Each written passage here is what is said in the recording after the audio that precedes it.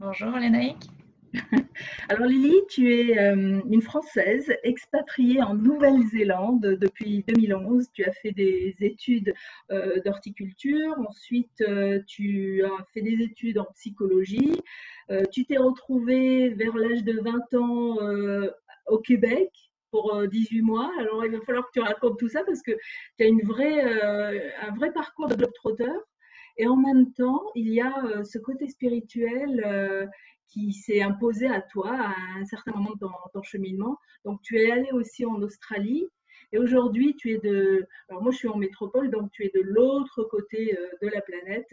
Tu es en Nouvelle-Zélande. Tu es dans l'île du Sud ou l'île du Nord? L'île du Sud, ouais. L'île du Sud. T'as pas Ouais. pris celle qui était la plus chaude, hein? Ah non, non, non, je suis dans la ville actuelle, en fait, qui est la plus froide en hiver et la plus chaude en été. J'aime Voilà. les extrêmes. Et alors, en Nouvelle-Zélande, est-ce que tu veux d'abord nous raconter tes débuts? Tu nais en France ou ça?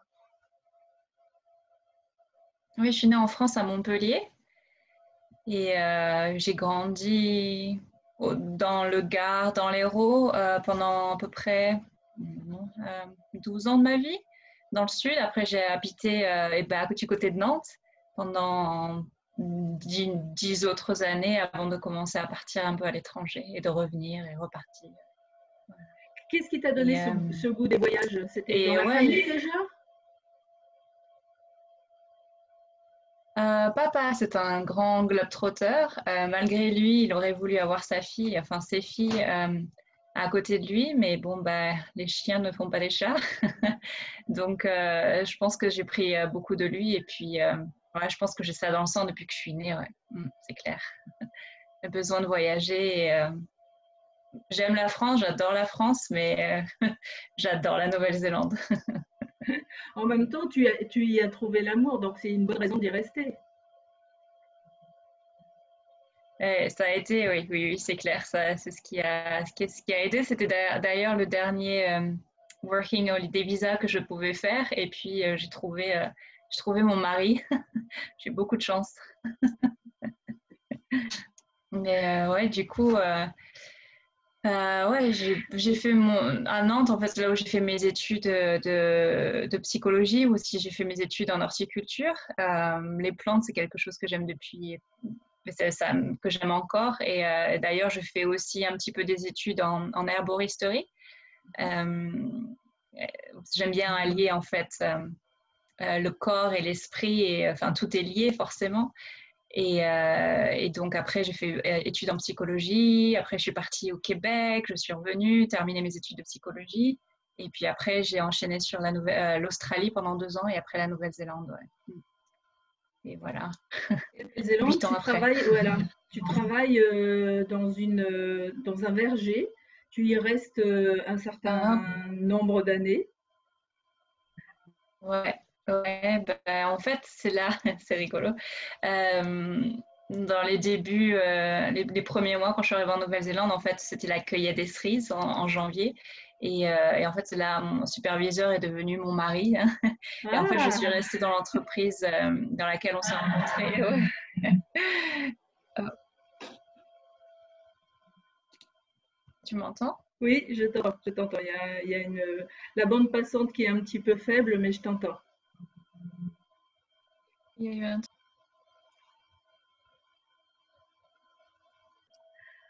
Il y avait un truc que j'avais remarqué quand j'étais en Nouvelle-Zélande, c'était la mauvaise connexion Internet. Eh ben, je vois qu'ils se sont pas du tout améliorés, Lily.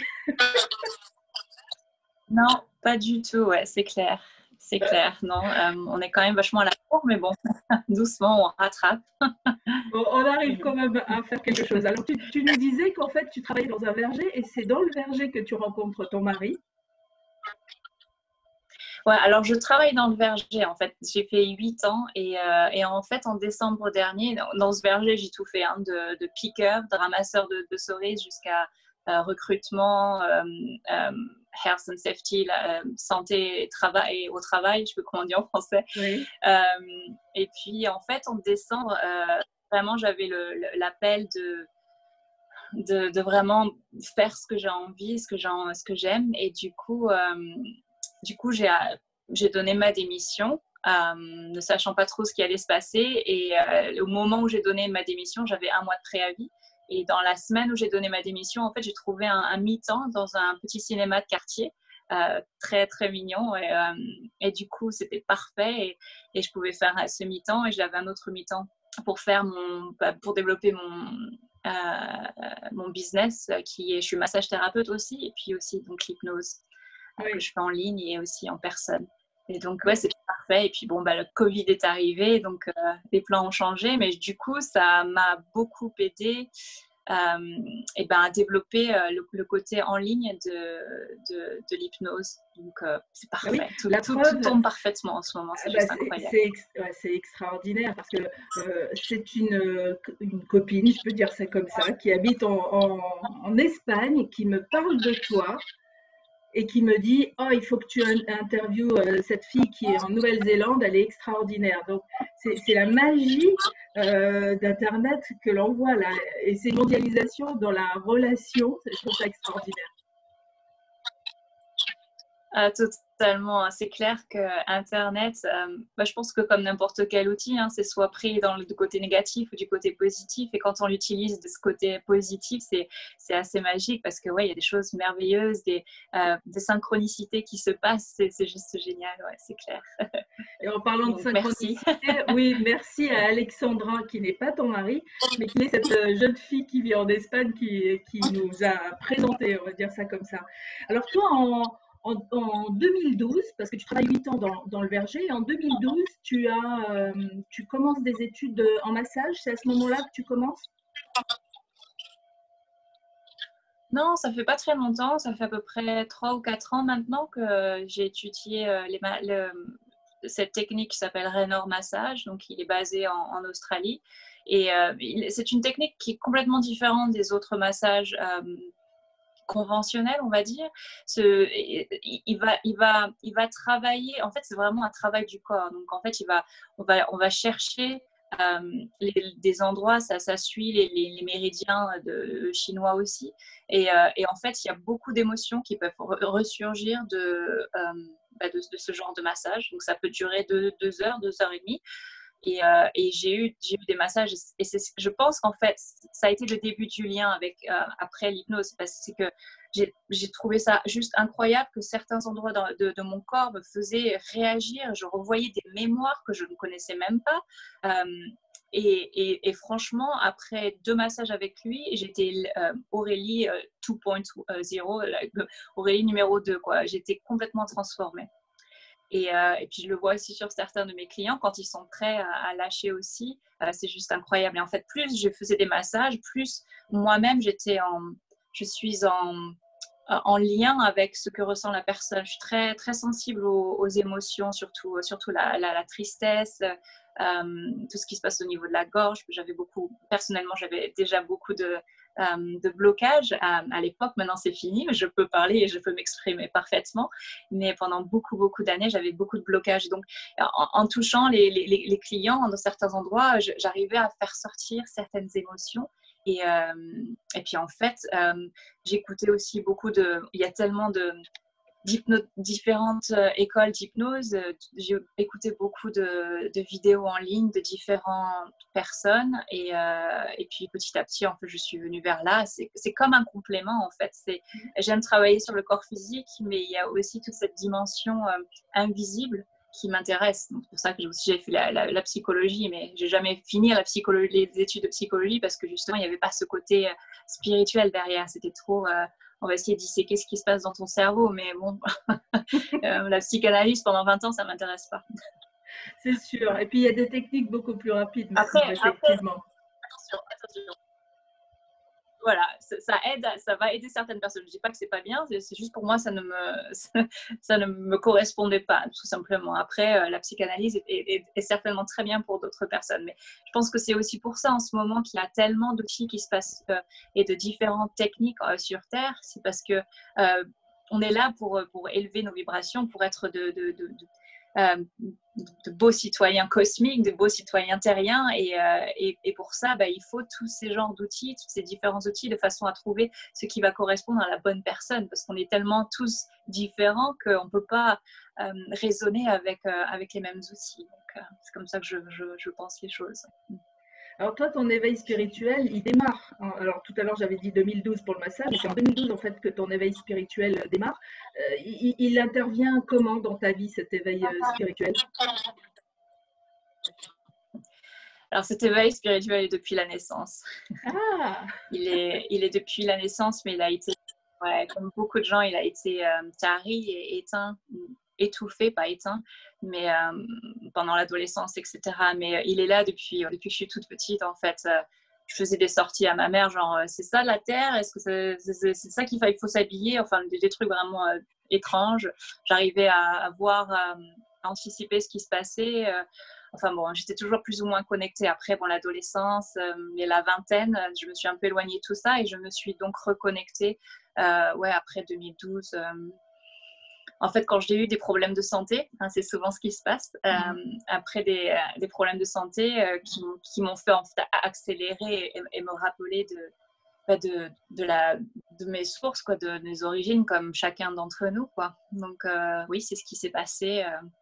À partir de 2012-2013, j'ai commencé à faire ce chemin et à libérer couche par couche toutes les protections et tout ce que l'on peut se mettre dans cette vie, et beaucoup travailler mon enfant intérieur et me pardonner. J'avais beaucoup de colère, pardonner avec moi-même et puis pardonner aussi les autres. C'était vraiment une journée assez incroyable. Et puis mon mari aussi m'a beaucoup aidée. Et ce qui est assez rigolo, c'est que les 2 premières années avec lui, ça n'a pas été très facile, mais ce qui était intéressant, j'étais dans cette transformation. Et quand on est toujours dans le vouloir transformer l'autre, en fait, c'est là où ça clash. Et le jour où j'ai réalisé que, en fait, c'est en se transformant nous-mêmes que l'on peut en fait transformer autour de nous, et c'est exactement ce qui s'est passé. Il y a quand même un truc qui s'est passé, je crois que c'était en 2015, et ça a été un déclic énorme, c'est que j'ai fait 10 jours de retraite Vipassana, méditation Vipassana, donc elles sont partout dans le monde, je ne sais pas si tu connais. Et c'est transformationnel, c'est juste incroyable. Ces centres, ils sont gratuits, basés sur donation partout dans le monde, il y en a en France aussi. Et quand j'ai fait ces 10 jours, il y a eu beaucoup de changements subtils qui se sont passés. Dans les mois qui ont suivi, je suis devenue végétarienne et je suis toujours végétarienne depuis. Et tellement de choses qui sont passées. Et avec ce changement, avec mon mari maintenant, c'est juste génial. Et c'est rigolo parce que maintenant, je suis dans l'acceptation. Et c'est rigolo que quand on est vraiment quand on est avec soi-même et qu'on accepte, les changements extérieurs sont juste incroyables. Incroyables. Donc, on voit la vie différemment tout de suite. On la voit avec plus de joie, plus d'amour. Ah, totalement, totalement. Et puis, c'est vraiment le fait de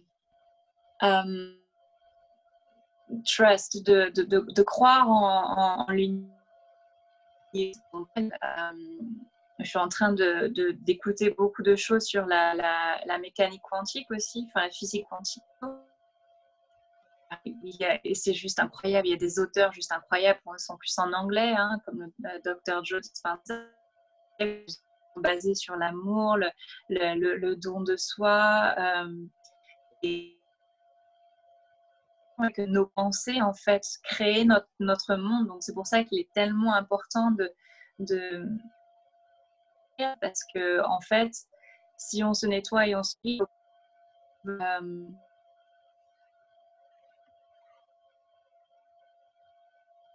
en fait. Donc, elle change le monde parce qu'elle va être plus positive, elle va être plus légère.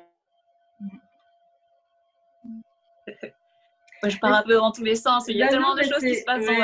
C'est super. Mais j'adore ça. Et moi, c'est pareil. J'ai eu comme toi, mon éveil spirituel, il a dû démarrer juste un petit peu avant 2010. Et il y a tellement de choses qui changent dans notre vie à ce moment-là, à partir du moment où on est conscient qu'on est créateur, que toutes nos pensées, nos actions, nos gestes créent notre vie, en fait, qu'on peut plus se plaindre. Non, tu vas plus la vie. J'étais quelqu'un, surtout à mon adolescence, qui était très négative, très en colère. En fait, la colère était contre moi, mais je l'ai compris bien longtemps après. Mais j'avais des problèmes de dépression. J'ai même fait une tentative de suicide autour de mes 20 ans. Mes pensées c'était horrible. Et puis, bon, petit à petit, avec l'aide d'autres personnes, je suis arrivée à ce que je suis maintenant. Et je me régale. J'adore là, le fait d'avoir offert pendant le lockdown des sessions. C'est juste merveilleux. En fait, si on pouvait tous être capables de faire choses de façon gratuite et offrir ce que l'on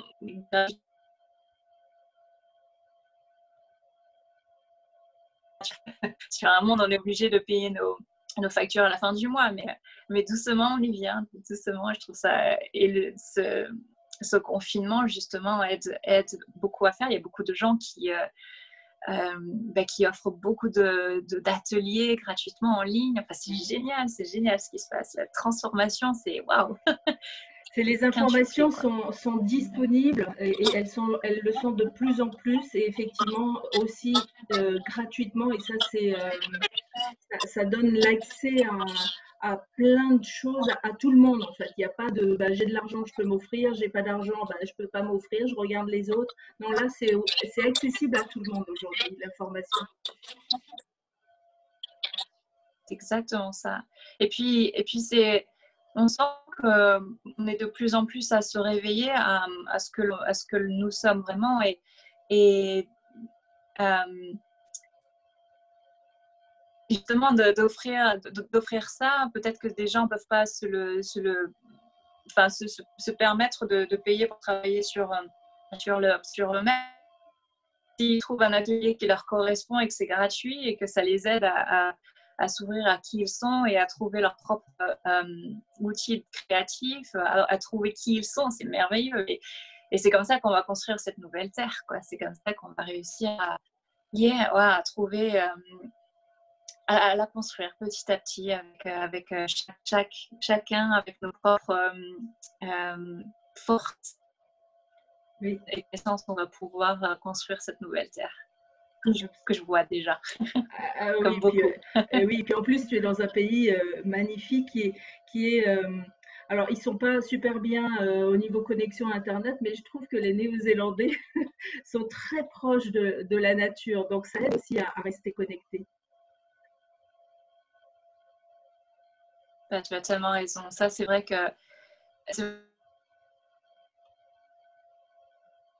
enfin, personnellement, ça a été...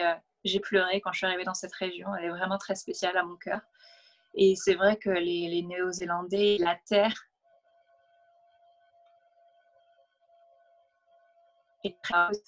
comme il y a quand même des problèmes, mais les Maoris sont vachement intégrés avec les Néo-Zélandais. Ils sont à l'école, ils apprennent la langue maori, et puis cette connexion qu'ils ont avec la mère terre, c'est magique. Enfin, quand je vois pendant le confinement, on a quand même énormément de chance d'aller dehors. On a tous une maison. Il n'y a pratiquement pas d'appartement, donc c'est vrai qu'on a une chance incroyable, et c'est vrai que l'énergie est vraiment, vraiment différente. Après, ça dépend des endroits en Nouvelle-Zélande. L'île, il y a quand même beaucoup plus d'habitants, donc il y a forcément plus de côté spirituel. Là où je suis, Alexandra, c'est assez... comment on dit,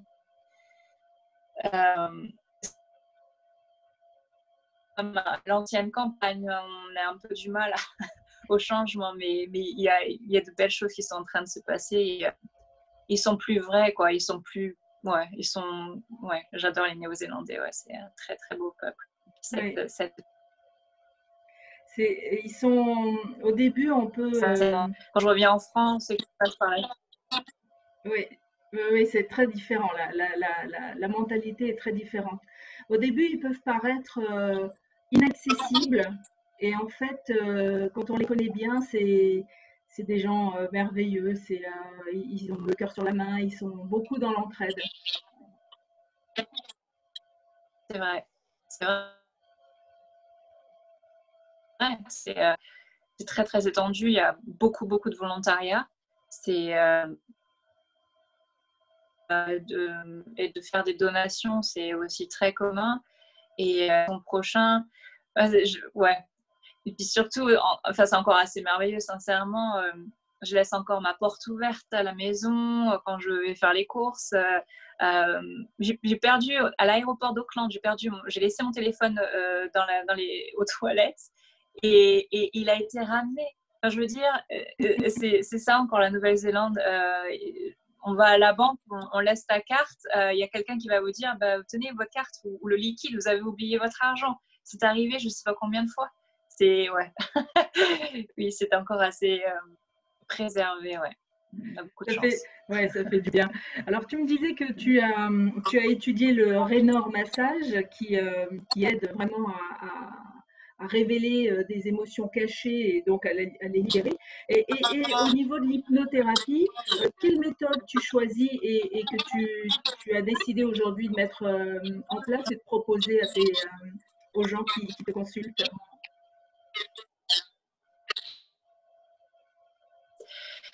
Donc, comme tu as pu voir, je suis quelqu'un qui aime bien essayer plein de choses. Tout mon parcours un petit peu euh, ouais, éparpillé un peu partout. Donc, en fait, euh, j'ai finalement créé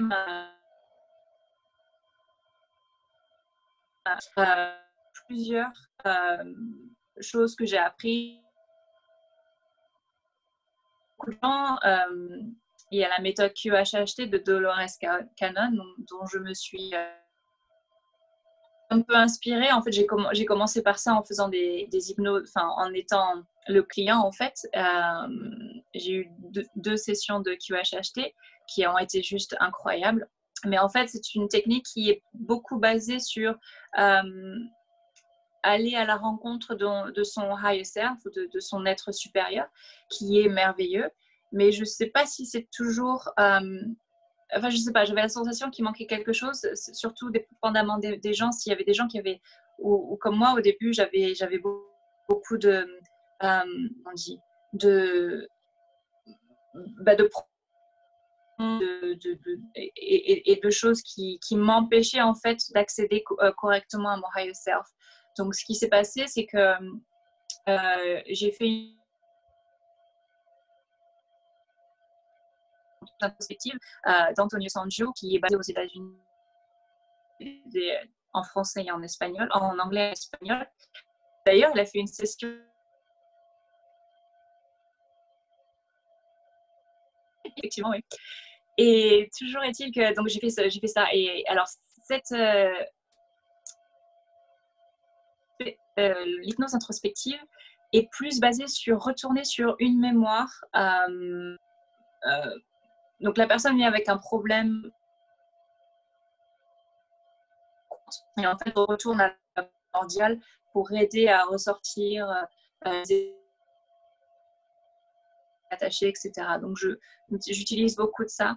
Et puis il y a aussi une autre école que j'ai écoutée. Je n'ai pas suivi les cours, mais j'ai suivi l'équipe Grifasi, qui fait beaucoup en français, en espagnol et en italien, en russe aussi d'ailleurs. Il est un peu partout sur le net. Et j'aime beaucoup leur partie, mais il manquait, enfin pour moi, il manque la dimension quand il y a attachement ou quand il y a oui, quand il y a un attachement sur nos corps émotionnels ou physiques, enfin ou éthériques, ils ont tendance à la faire partir, mais pas vers la lumière, juste à la faire partir ou n'importe où. Donc c'est ce qui manquait. Et en fait, finalement, donc j'ai pris un peu tout ça et et j'ai fait mon propre, mon propre mix. Et c'est en fait il y a quelques mois où vraiment c'est venu dans ma tête. Je suis tellement en lien avec les émotions, tellement sensible à toutes les émotions des gens. Je vais appeler cette technique hypnose libératrice d'émotions.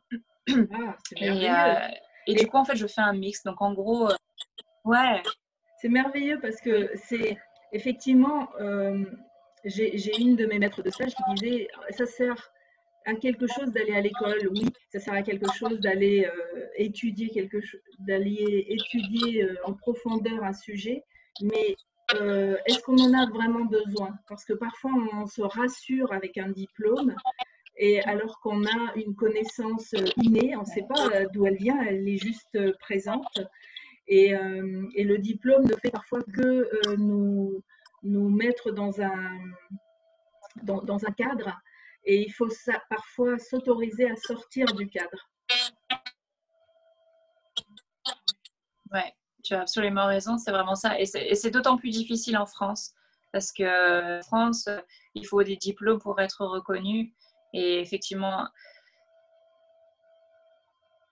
je tire mon chapeau à toute personne qui, en France, vraiment arrive à faire ça, parce que c'est merveilleux. Et je sais que c'est difficile, justement, dans ce même cheminement. Et il y a plus de... les gens sont beaucoup plus réticents et un peu apeurés. C'est vrai qu'en nous, en gros, hein, donc on est quand même plus libre, beaucoup plus libre, c'est clair. Donc oui, c'est clair, c'est vraiment ça. Alors, moi, j'ai rencontré Mais voilà. une hypnothérapeute qui s'appelle Camille Griselin, que tu connais peut-être, qui fait beaucoup de vidéos sur YouTube. Et elle, c'est pareil, elle s'est intéressée à l'hypnose parce qu'elle avait un tonton qui était gravement malade. Elle voulait absolument faire quelque chose pour l'aider à guérir. Elle n'a pas réussi parce que son tonton est décédé. En revanche, de s'être intéressée au sujet, en fait, ça l'a ouverte à une dimension extraordinaire. Et aujourd'hui, elle a créé sa propre méthode d'hypnose. Elle l'enseigne et elle ne fait quasiment plus de consultations d'ailleurs parce qu'elle n'a plus le temps. Eh oui, oui, oui. Oui, c'est merveilleux. Oui, j'en ai entendu parler. J'ai entendu une ou deux sessions d'elle. Une amie qui est très, très intéressée par l'hypnose en France, à Paris aussi. Et ouais, aime beaucoup Camille Griselin, oui, c'est clair. Et c'est ça, on est appelé à créer maintenant. On est des créateurs, hein, donc c'est plus le temps de faire du plagiat ou du copier-coller. Faut y mettre notre patte, notre énergie à nous, et parce qu'on a une certaine connaissance peut-être plus acute, plus je perds mes mots en français, c'est terrible. Oui, alors On a une plus pointu, quoi, oui. En fait, c'est ouais. ça, exactement.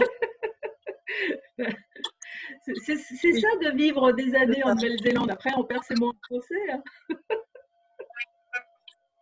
C'est ça. Et puis après, en anglais, des fois, c'est le contraire. J'ai des mots. Alors, ce qui est bien, c'est quand je suis avec des amis qui parlent anglais et français, du coup, on switch, on change. Quand on oublie un mot, c'est pas grave, il va comprendre.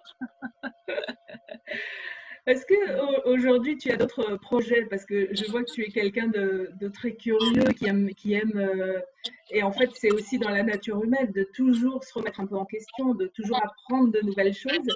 Est-ce que il y a encore d'autres projets de formation dans ton programme?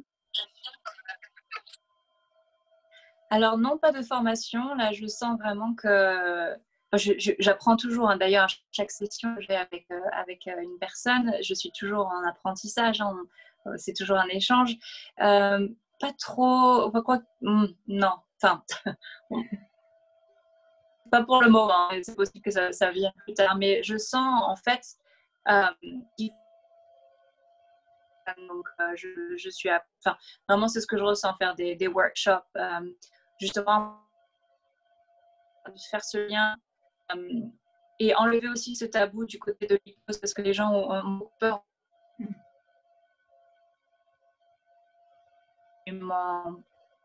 Pas vrai. Et du coup, donc je faisais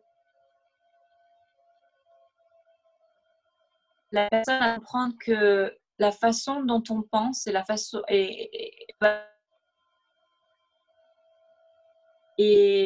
que justement en faisant l'hypnose ou la méditation, en visualisant, eh bien ça va être un outil pour eux pour justement focaliser sur quelque chose de positif qu'ils veulent.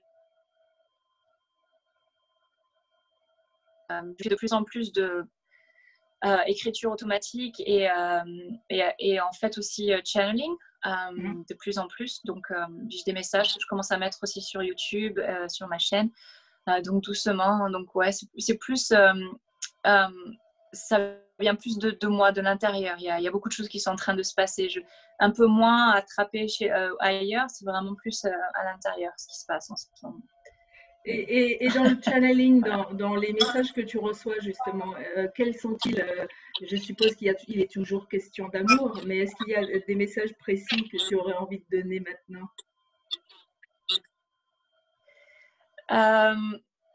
Alors jusque-là, c'était beaucoup des messages personnels, mais j'ai questionné sur d'autres sujets. Je ne sens pas prête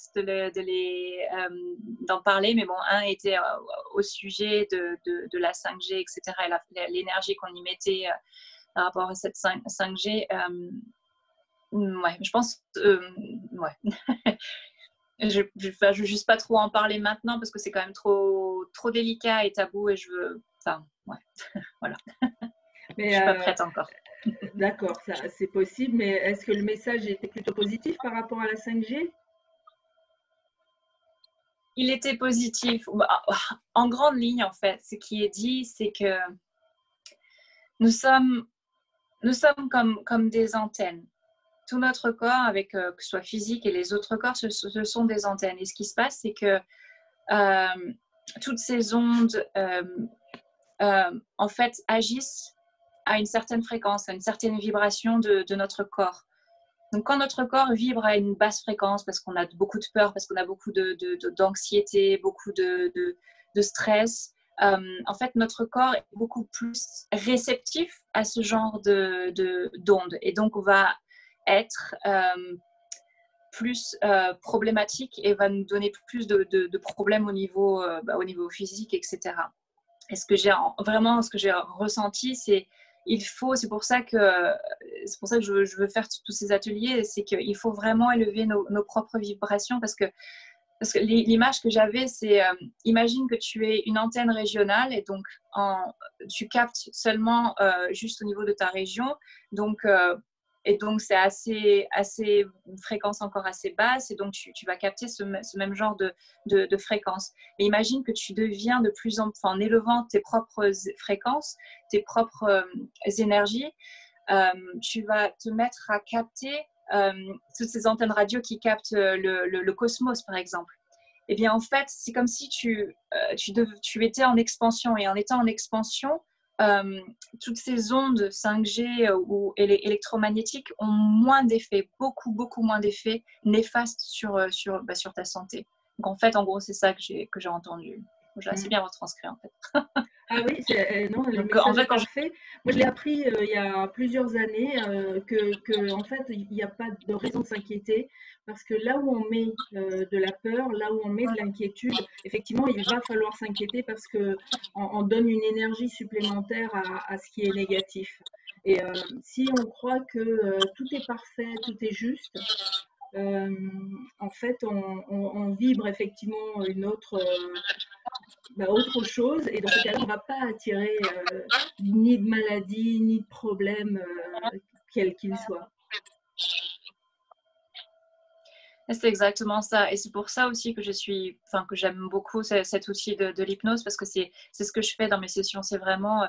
parce que souvent, en fait, j'amène la personne dans un endroit, leur healing center, leur endroit pour se soigner. Et en fait, je les fais visualiser qu'ils soient complètement de lumière. Et en fait, à partir du moment où ils sont en lumière, je leur dis, voilà, dans votre vie, il s'est passé des choses, etc., peut-être dans d'autres vies. Et il faut que vous scanniez votre corps Et vous me dites si vous voyez des densités, des choses différentes, etc. Et très souvent, bon, il y a des attachements, etc. Mais très souvent, ce sont des systèmes de croyances, des systèmes de pensée qui sont attachés. Donc, une personne va me dire, ah oui, j'ai mal au niveau du plexus, donc je vais faire parler cette énergie. Et très souvent, je lui demande, est-ce que tu as eu un corps avant ou est-ce que tu es... ou est-ce que tu es une construction ou est-ce que tu as été créé par ce client ou cette cliente. Et très souvent, c'est j'ai été créée par cette cliente et je viens de cette énergie, de cet égrégore. Et donc c'est très souvent la peur, l'anxiété. Et donc, ils viennent, ce sont des énergies qui sont... vraiment, la façon dont je le vois, c'est qu'il y a la terre physique et puis après, il y a cette énergie qui est créée par nos systèmes de pensée. Et donc, si nos systèmes de pensée sont négatifs, on va continuer à alimenter ça. Et donc, du coup, quand une personne, par exemple, elle a 5 ans et qu'elle est enfant et qu'elle va, d'un coup, ses parents la laissent et elle va se sentir seule, ce système de pensée va venir en disant, est-ce que tu as besoin d'aide? Est-ce que tu veux que... Et donc, la personne va dire, oui, je veux pas être toute seule. Et donc, ce système de pensée rentre. Et bon, après, ce qui se passe, ça crée des problèmes au niveau physique avec le temps. Donc, en fait, justement, ce que je fais, c'est que j'aide à libérer. Et après, là, je dis à cette émotion, enfin, est-ce que tu veux, maintenant que tu es lumière et que tu te sens mieux, tu peux retourner vers la source, mais est-ce que tu veux aider les autres d'où tu viens, tes systèmes de pensée pour te transformer. Donc en fait, et très souvent c'est ouais, je veux y aller, j'y vais quoi. Et du coup ils partent et avec, j'espère, l'envie de changer ce système de pensée, mais à un autre niveau quoi. Ouais. Oui, et c'est vrai que tu mentionnais qu'en 2012, il y a eu un réel changement. Moi, je pense que le confinement, c'est un autre 2012 aussi, et qui va encore apporter une nouvelle conscience. Et ça, enfin, je me réjouis de voir tous ces changements qui sont en train de s'opérer partout, même s'il y a, on le voit, encore beaucoup de peur, mais il y a tellement de choses qui bougent. Ouais, je suis absolument d'accord avec ça. La façon dont je le vois, c'est comme quand je l'avais reçu, on est sur un pont avec l'ancien monde, le pont où on est maintenant, le confinement, et puis le nouveau monde. Comme tu dis, ouais, ça bouge, il y a tellement de gens, c'est génial. Est-ce que tu envisages, ouais. Est-ce que tu envisages de faire, parce que tu parlais d'atelier, mais est-ce que tu envisages de le faire ailleurs qu'en Nouvelle-Zélande? Je ne sais pas, est-ce que tu envisagerais de venir en France donner des ateliers? Alors, pas pour le moment, mais je sais que ça va arriver. Ouais. Ouais, je ressens beaucoup de choses où je n'ai pas des rêves prémonitoires, mais je me visualise où je donne de plus en plus d'ateliers et je bouge beaucoup dans le monde. Donc, ouais, c'est possible. Moi, je Bon, dis space. il faudra que tu viennes en Bretagne. Ah oui, carrément, oui. De toute façon, maman, elle est à Nantes, alors c'est pas très loin. Voilà, c'est ça. À vol d'oiseau, c'est 5 minutes.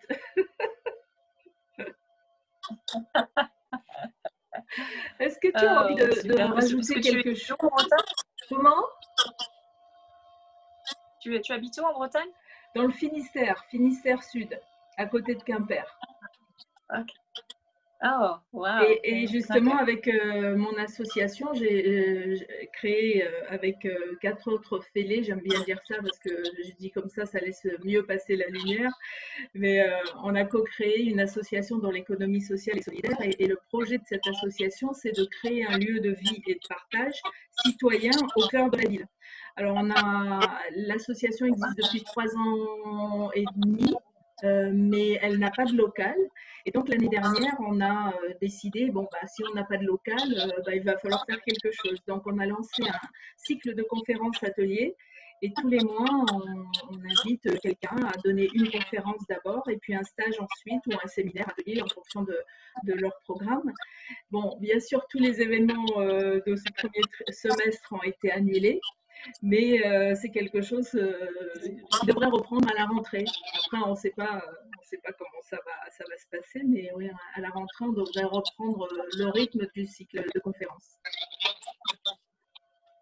Ah, merveilleux. Mais vous pouvez pas le faire sur Zoom, ces Alors, conférences? si, mais comme le projet, c'était la conférence, c'est une sorte d'appetizer, une entrée pour découvrir quelque chose, une technique par exemple. Et puis après, pour les gens qui voulaient aller en profondeur, il y avait l'option du stage 2 jours après, par exemple. Et si, on pourrait faire les Ah, ouais. conférences. D'ailleurs, c'est ce que je fais moi en faisant mes vidéos. J'ai des invités prévus qui finalement le font en vidéo, mais c'est plus tout à fait un stage. Du coup, on n'a pas l'option stage qui vient derrière. Mais bon, après ça, tout ça, c'est dû au confinement. Il faudra voir après comment ça va se passer. Ok. Excellent. Donc, tu es invité en Bretagne. Oui. Parfait. Oh, j'adore la Bretagne. Avec maman, oui, oui, oui. J'adore. Est-ce que tu veux rajouter quelque chose avant de terminer? La seule chose que je voudrais ajouter, c'est il faut être heureux avec les petites choses que l'on a dans la vie. Jouer avec nos enfants, avec notre conjoint, nos animaux, être dans la nature, apprécier chaque moment. Et puis, quand vous commencez à vraiment ressentir la nature et être à l'intérieur de vous-même, c'est là où la magie opère et commence, et vous allez découvrir votre propre créativité, qui vous êtes. Et c'est vraiment, ouais, c'est le message. Continuez à vous réveiller, c'est trop bien. Merci Lily. Merci.